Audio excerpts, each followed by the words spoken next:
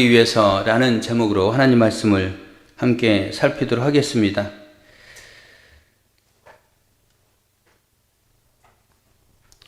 만약에 우리의 삶 속에서 우리가 충격적인 일을 만나고 경험한다면 아마 그 상황을 받아들이기가 쉽지가 않을 겁니다. 만약에 가족 중에 누가 사고로 먼저 세상을 떠났다면 그거를 현실로 받아들이기가 쉽지 않다라는 말입니다. 지난주 우리 부활절 보냈는데 예수님이 십자가에 달리시고 3일 만에 부활하셨습니다. 그리고 이제 제자들에게 나타났어요. 부활한 그날 저녁에 첫 번째 나타났고 그 다음에 8일이 지난 다음에 나타나셨습니다. 2번 나타났는데 그것을 제자들은 현실로 받아들이기가 쉽지가 않았습니다. 앞부분 말씀드린 대로 어떤 충격적인 사건을 만나면 그것을 현실로 받아들이기는 쉽지 않는 것이 사람의 모습 아닙니까? 그것과 비슷하다는 거예요. 그래서 예수님이 나타나셨지만 현실로 받아들이기 힘들었고 마가복음에 보면은 예수님께서 그들을 믿지 아니함으로 꾸짖으셨다라고 말하고 있는데 거기에 야단치셨다라고 보다는 제가 보기에는 안타까운 마음으로 왜 믿지 않느냐라고 예수님이 이렇게 표현한 그 부분이 아닐까라는 생각을 가져봅니다. 이런 질문을 한번 해봤어요. 예수님이 부활하셔서 나타나셨으면 제자들과 왜 계속 같이 있으면 금방 인식이 될 건데 왜 떠나갔을까? 첫째 날 저에게 나타나시고 잠깐 얼굴 보이시고 그리고 예수님이 사라지잖아요. 어딘가를 가신 거예요. 제자들과 분리된 겁니다. 그리고 8일째 되는 날도 제자들에게 보이시고 다시 보이지 않잖아요. 그 모습이. 만약에 계속 계셨으면 어떻게 할까? 어떻게 됐을까? 라는 생각도 한번 해봤습니다. 그렇지만은 예수님은 제자들에 대해서 배려하신 것 같습니다. 어떤 배려입니까? 내가 지금 같이 있다고 저들이 나를 인식할 수 있는 건 아닐 거다. 그래서 제자들로 하여금 생각할 시간을 주지 않았을까? 그 현실을 받아들일 시간을 좀 여유를 가지고 깊이 묵상하면서 이제 준비하라는 그런 의도가 아니었을까? 그렇게 예수님은 제자들 향해서 사랑하는 사람들 향해서 늘 배려하시는 그 모습을 보게 됩니다. 그리고 이제 갈릴리 바다 해변가에서 예수님이 나타나셨죠. 그때 이제 제자들은 분명하게 예수님이 부활하셨다는 것을 인식했습니다. 저는 한 주 전 설교를 준비하면서 그 부분을 보면서 정말 제게 아주 벅찬 감동이 들었어요. 갈릴리에 나타나신 예수님. 그때 드디어 제자들이 예수님을 인식하는 겁니다. 그래서 이렇게 표현할 수 있을 것 같아요. 부활하신 예수님이 예루살렘에 나타나셨다는 것은 그저 만인의 구주로 나타나신 것이다. 예루살렘에서 부활하신 예수님의 나타나심은 그저 모든 사람의 구주로 나타나신 것이다. 하지만 갈릴리 해변가에서 부활하신 예수님의 나타나심은 바로 그 제자들에게 나의 구주로 나타나신 것이다. 나에게 부활의 주님으로 나타나신 것이다. 그렇게 한번 표현을 해볼 수 있겠습니다. 그래서 그 갈릴리 바다에서 만난 그 주님으로 해서 그것을 붙잡고 이제 성령을 받을 준비를 하고 그리고 복음 전하는 용사들로서 변화되는 삶을 살지 않았을까라는 생각을 해봅니다. 오늘 부활절이 지난 한 주 후인데 이 말씀을 드리는 이유는 지난주 수예배 시간도 말씀드렸지만은 우리가 부활신앙을 꼭 붙잡고 살아가는 것은 굉장히 중요하고 또 필요하다는 겁니다. 부활신앙을 잊어버리고 또 망각해버리면요 어떻습니까? 내 삶에 직면한 그 문제 앞에 나 너무 힘들다는 거예요. 절망하고 낙심하고 또 인생을 포기하고 싶기도 하고 뭐 부정적으로 생각하기도 하고 이런 모습들. 그러나 부활의 주님을 꼭 붙잡고 갈릴리 바다에서 만났던 그 주님을 머릿속에 늘 잊지 않고 살아간다면 우리도 만났던 부활의 주님을 만났던 그 주님을 만나고 살아간다면 우리의 삶이 더 풍성해지고 오늘 장로님이 기도하신 대로 우리의 삶이 행복한 모습이 되지 않을까라는 그런 생각을 해봅니다. 이런 부활의 주님을 꼭 붙잡고 살아가는 경험들 되기를 바랍니다. 네, 오늘 그런 상황에서 본문 말씀을 살펴보며 부활신앙과 연결시켜서 생각해 보고자 합니다. 지난 주 목요일 날 목사 안수를 받았던 목사님이 한 분 있습니다. 그분은 전도사 승인 된 지 20년 만에 안수를 받았다고 하더라고요. 20년 만에. 보통 이제 교단 법에 따라서 한 3년 내지 5년, 전도사 승인 후에 3년 내지 5년, 그 정도 되면 안수를 받거든요. 저는 4년 차 때 안수를 받았던 걸로 기억이 납니다. 그렇게 안수를 받는데 이분은 20년 만에 받았어요. 너무 좋겠죠. 근데 이분도 매일 성경을 근거해서 설교를 합니다. 오늘 목사 안수를 받고요, 첫 번째 축도를 하게 되는데 축도를 하기 전에 본문을 가지고 설교를 해요. 근데 이제 목사 안수 받고 첫 번째 설교가 본문을 보도록 하겠습니다. 고환이 상한 자나 음경이 잘린 자는 여호와의 총에 들어오지 못하리라. 얼마나 난감할까요? 참 난감할 것 같아요. 그렇지만은 한다고 하더라고요. 네. 그래서 오늘 이제 그런 부분들을 가지고 함께 살펴보고자 합니다. 여기에 이제 1절에 보면 여호와의 총에 들어오지 못하리라. 총회라는 말이 나옵니다. 여호와의 총회. 이 총회라는 말은요, 히브리어는 카할이라는 단어인데 이 단어는 모임, 모임을 말합니다. 어떤 모임, 그 모임을 말하는 거예요. 그리고 여호와의 총회니까 신앙적인 모임, 또 거룩한 모임, 그리고 구약에 근거한다면 하나님께 예배드리는 제사, 이런 부분이 여호와의 총회가 되겠습니다. 오늘날로 치면은 이게 이제 여호와의 총회라는 카할이라는 말이 신약 성경에는 에클레시아라는 말로 이제 변천이 됩니다. 에클레시아라는 말은 교회라는 말이에요. 교회 공동체를 말하는 겁니다. 그래서 교회 공동체에 들어올 수 있는 자는, 그런 말입니다. 조금 더 구체적으로 하면 교회 공동체 안에 예배에 참여할 수 있는 자는, 뭐 이런 부분도 되는 겁니다. 여러분 오늘 예배에 참여하셨습니다. 여호와의 총회에 다 들어오신 분들이라고 믿습니다. 그리고 이거는 이제 점점 더 나아가서 어떻게 됩니까?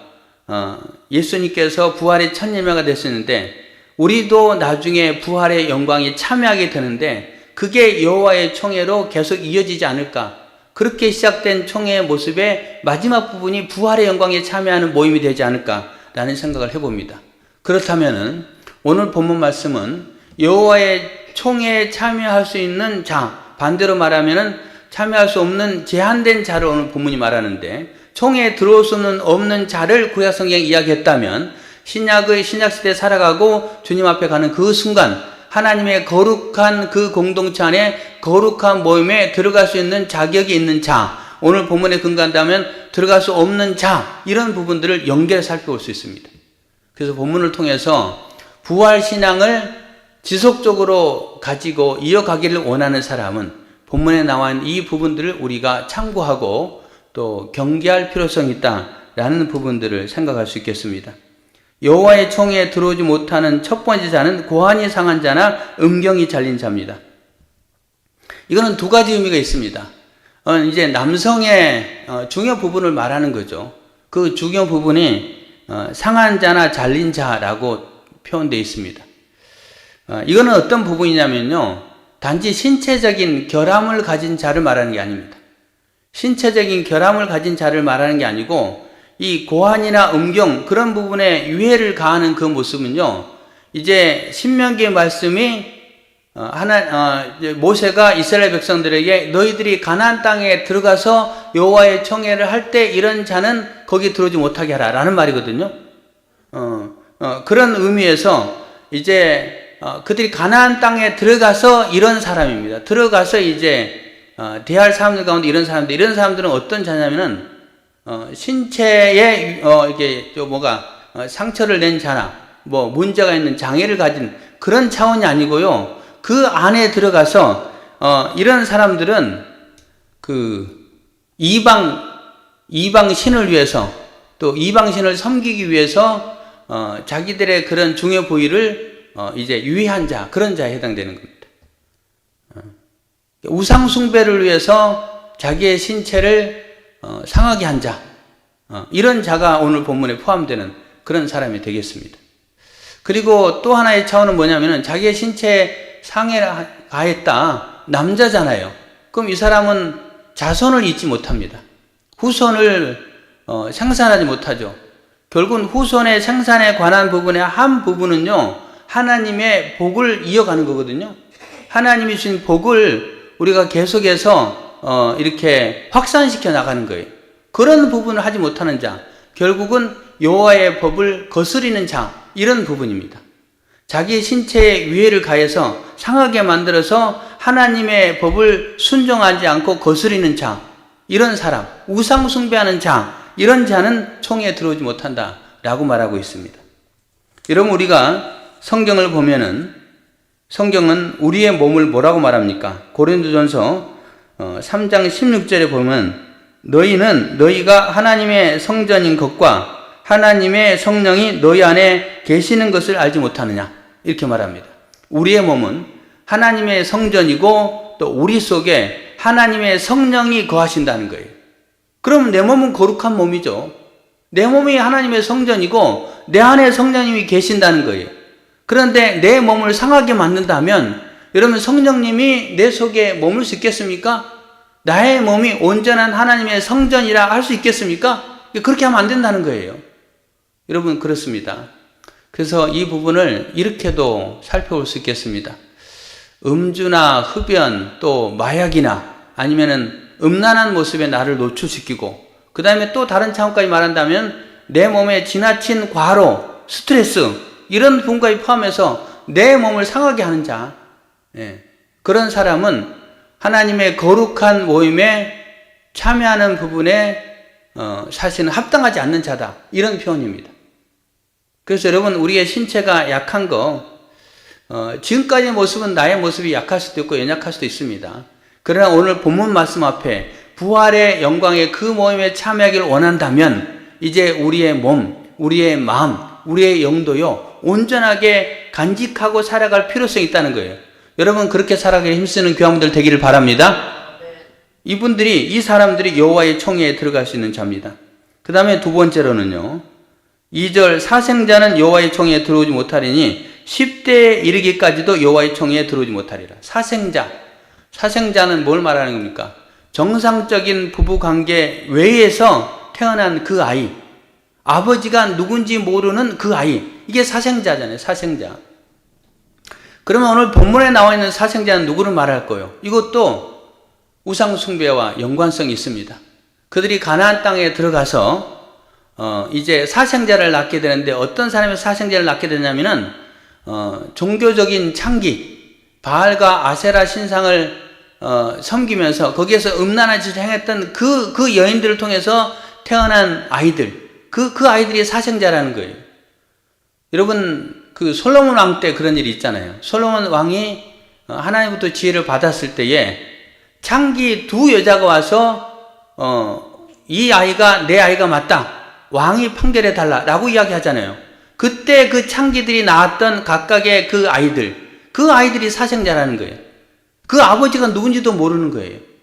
그러니까 결국은 여기서 말하는 사생자도 우상숭배와 상관이 있고, 그 다음에 또 하나는 근친상관과도 상관이 있다는 겁니다. 근친상관. 그러니까 정상적인 부부관계 외에 다른 그런 모습, 이 근친상관에 관한 부분은 3절하고도 연관성이 있습니다. 3절에 보면은 암몬 사람과 모압 사람은 여호와의 총회에 들어오지 못하리라.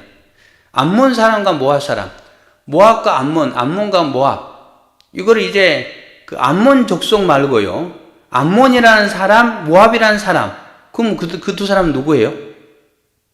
그 두 사람의 부모가 누구죠?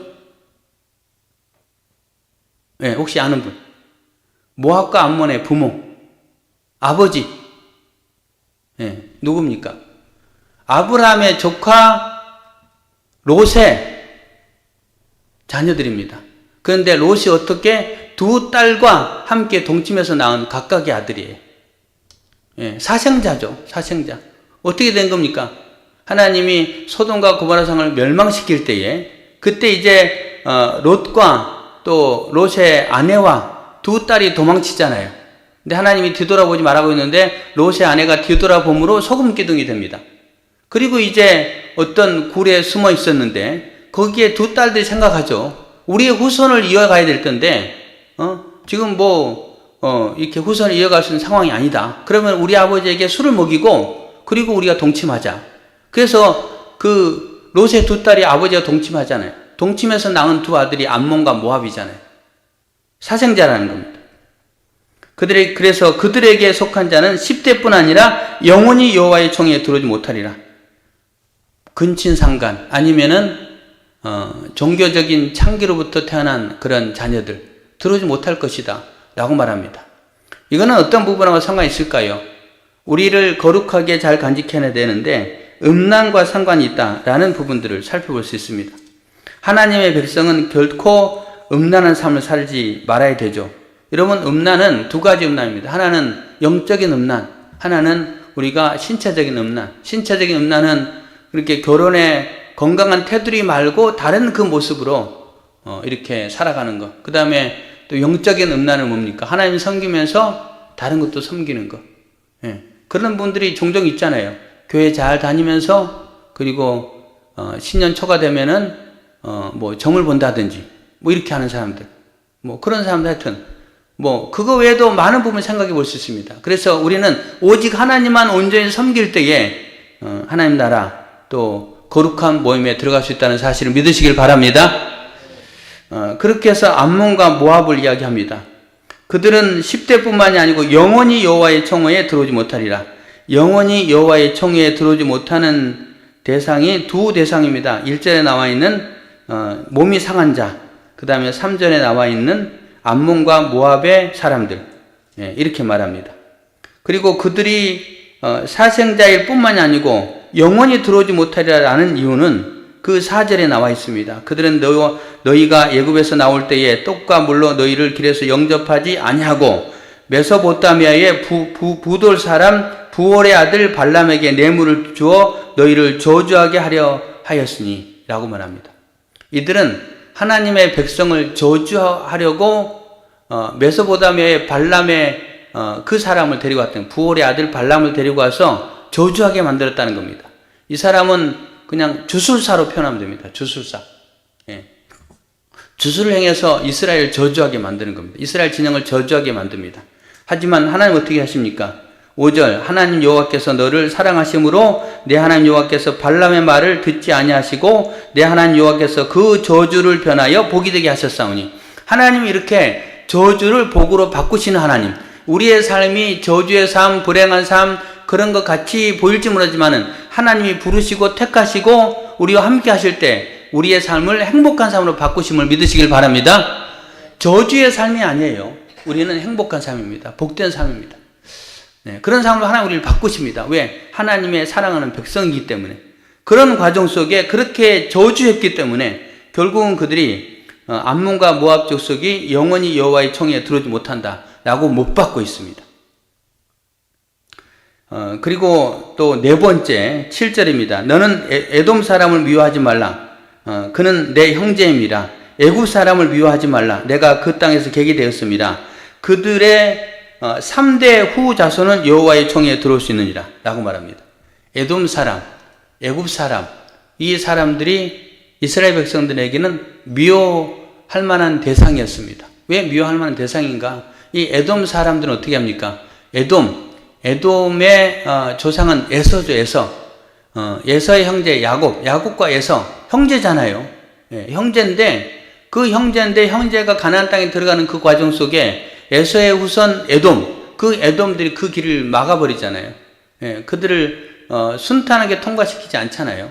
예, 그래서 미워할 만한 대상입니다. 그렇지만은 하나님 말씀하십니다. 그들은 너희들의 형제 아니냐라고 말합니다. 형제라는 겁니다. 앞부분에 그 아브라함의 조카 롯의 그 두 아들 모압과 암몬, 거기도 같은 혈육이잖아요. 근데 거기는 영원히 들어오지 못하리라. 오늘 본문에는 3대 후는 들어올 수 있다. 뭔 차일까요? 그들은 저주했잖아요.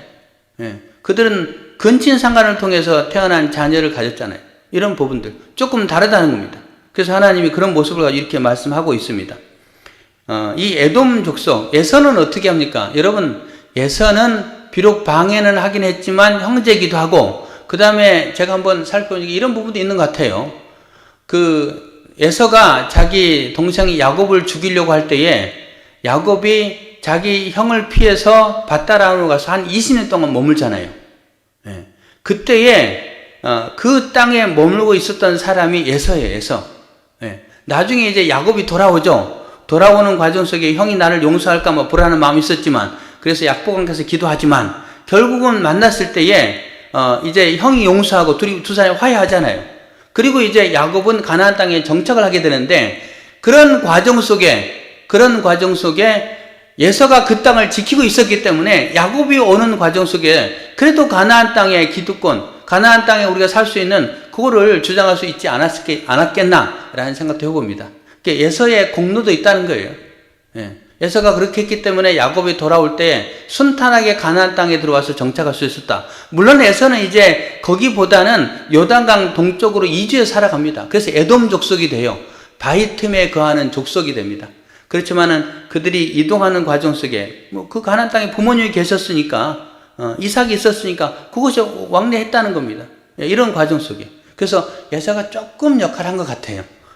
그래서 좀 봐준 것 같습니다. 정상 참작. 이런 부분들을 우리가 유추해 볼 수 있습니다.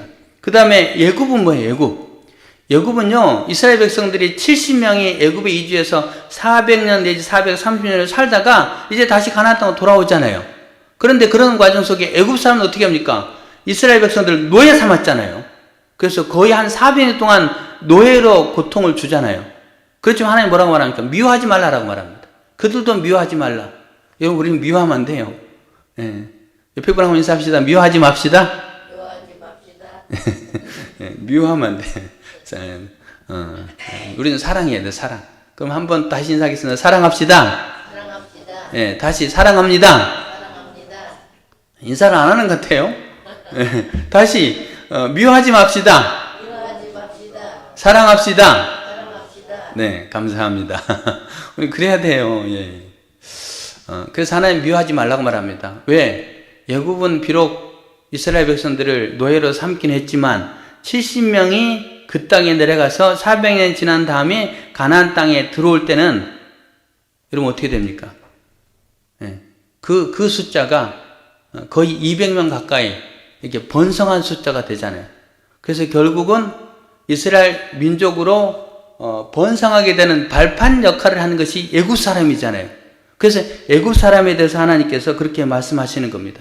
앞부분 모압과 암몬은 10대뿐만이 아니고 영원히 여호와의 청에 들어오지 못하라 라고 말했지만, 오늘 에돔과 애굽 사람들은 3대 후에는 들어올 수 있다 라고 표현합니다. 이 3대를 제한 두고 10대를 제한을 두는 이유는 아마 주님 앞에 나가는 그 과정 속에 정결의 과정, 내 나쁜 씨를 통해서 계속 전개되는 그런 그 조상의 그런 그릇된 모습들을 좀 정화시키는 과정, 이런 과정을 겪고 하나님께 돌아오라, 또 하나님의 총에 들어올 수 있다라고 표현한 그런 부분이 아닐까라는 생각을 해봅니다.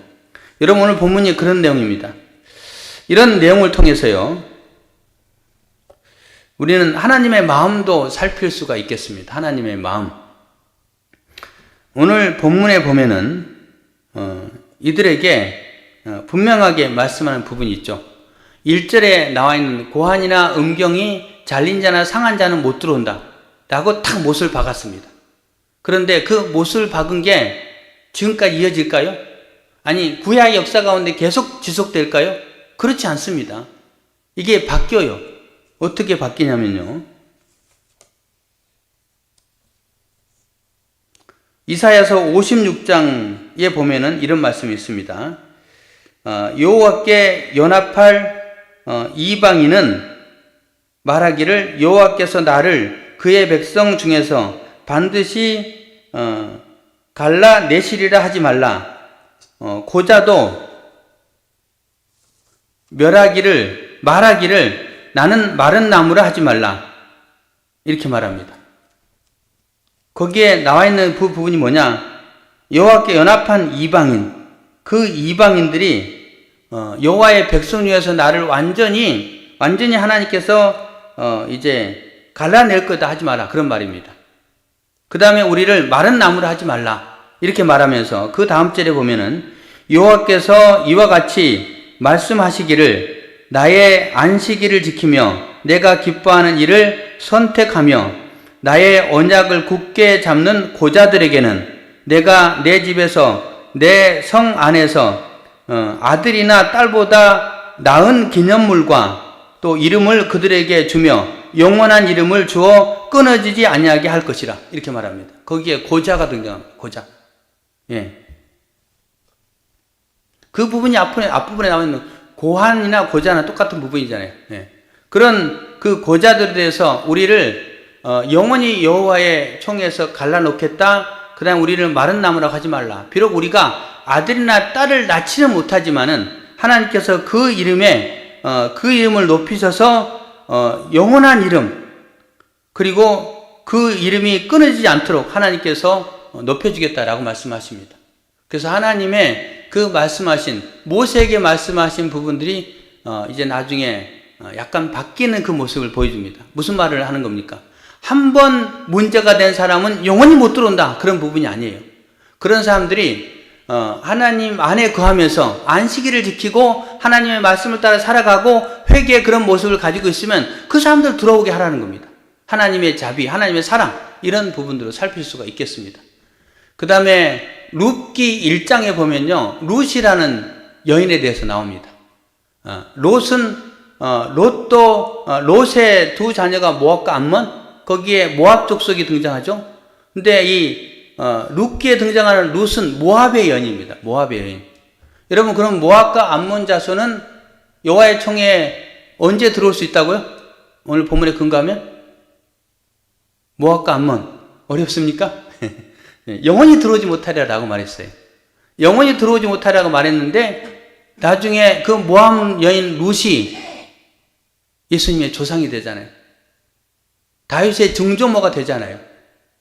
그런 과정. 그래서 하나님은 그들에게 단호하게 말씀하셨지만 그 부분을 계속 이어가는 게 아니고 긍휼을 통해서 하나님의 총에 들어올 수 있는 그 자격을 완화시키는 그 모습을 보여주고 있습니다. 그리고 그 자격의 완화는 결국은 어떻게 됩니까? 예수 그리스도 통해서 예수님을 믿는 자에게 구원의 은총을 주시고 부활의 영광에 참여하게 하시는 그 은혜까지 이어집니다. 여러분 그렇다면은 오늘 본문을 통해서 우리는 두 가지를 마음속에 새겨야 되겠습니다. 첫 번째로는 거룩한 모습을 간직하는 것. 내 신체를 상하게 하는 것도 옳은 모습이 아니고 그리고 음란한 모습이라든지 영적 음란한 그 모습에서도 우리는 나를 분명히 구별해서 거룩하고 정결한 모습을 잘 간직해야 될 것이다. 나 자신을 잘 간직하는 부분이 굉장히 중요하다는 겁니다. 여러분 우리가 부활의 영광에 마지막 참여할 수 있는 그 기쁨 가운데 들어갈 수 있는 것은 나를 잘 간직하는 거예요. 오늘 여러분 주님 앞에 나와서 예배를 드리고 있는데 이 모습이 아름다운 모습 아닙니까? 여러분 다 아름다운 이 모습을 끝까지 지속하는 일을 그렇게 꼭 힘쓰는 우리 성도들 되시길 바랍니다. 그 다음에 두 번째로는 정문을 굳게 닫아가지고 아무도 들어오지 못해 우리만 구원받아 그런 게 아니고 그 사람이 엄청난 흉악한 죄를 지었을지라도 때로는 자기 신체를 이렇게 상처를 내서 문제가 된 그 흔적을 계속해서 가지고 있을지라도 하나님을 믿고 그리고 거룩한 주의를 지키고 하나님의 말씀대로 살아가면 그 사람도 구원의 은총을 하나님께서 구원의 문을 열어놓으셨다는 사실을 알고 우리도 그 주님의 마음을 가지고 그들에게 복음을 전하고 그들에게 하나님의 사랑을 증거하고 그리고 그들을 위해서 기도하고 그래서 주께로 데려오는 일 그래서 그들도 모두 함께 부활의 영광에 참여하게 되는 그 기쁨을 함께 나눈 우리 공동체가 되기를 예수님의 이름으로 축원합니다. 네, 기도하겠습니다. 고마우신 아버지 하나님 감사합니다. 오늘도 주님의 말씀을 통하여서 우리에게 은혜를 허락하여 주시니 감사합니다. 하나님 그렇습니다. 여호와의 총회에 들어오시는 자, 곧 궁극적으로 하나님의 거룩한 부활 공동체에 들어갈 수 있는 자들을 우리에게 말씀하심을 믿습니다. 그 말씀과 같이 우리도 들어갈 수 있도록 그리고 또 아버지 하나님 주님 앞에 오는 그 사람들을 다 품어주고 또 함께 공동체를 이루는 우리 시온교회 또 이 땅의 교회들이 될 수 있도록 은혜 베풀어 주옵소서. 감사를 드리며 예수님의 이름으로 기도드립니다. 아멘. 다 같이 일어나셔서 찬송하겠습니다. 180장입니다.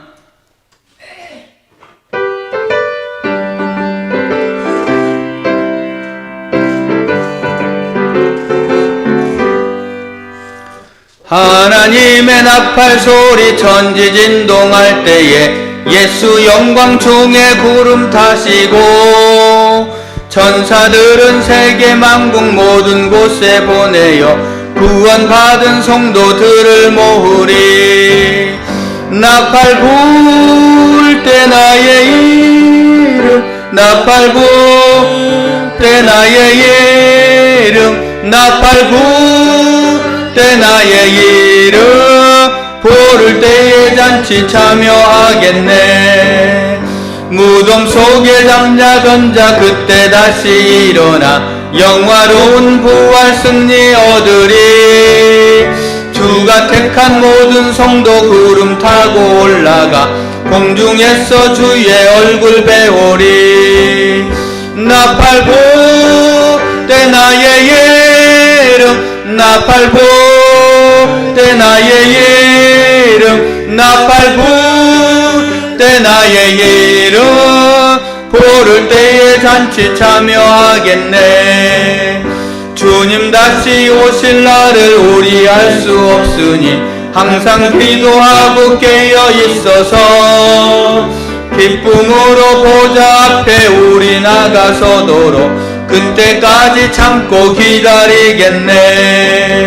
나팔 불 때 나의 이름, 나팔 불 때 나의 이름, 나팔 불 때 나의 이름, 부를 때에 잔치 참여하겠네.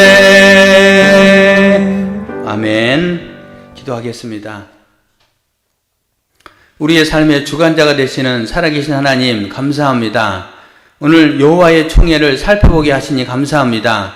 하나님이 주최하시는 그 대회, 그 현장에 이스라엘 백성들을 초대하고 있고, 그리고 마지막 부활의 영광의 그 공동체에 우리 주님 우리를 초대하고 계심을 믿습니다. 그 초대에 우리가 들어갈 수 있도록 하나님 우리의 몸도 우리의 마음도 우리의 영도 온전히 거룩하게 간직하는 저희들 되게 인도하여 주옵소서.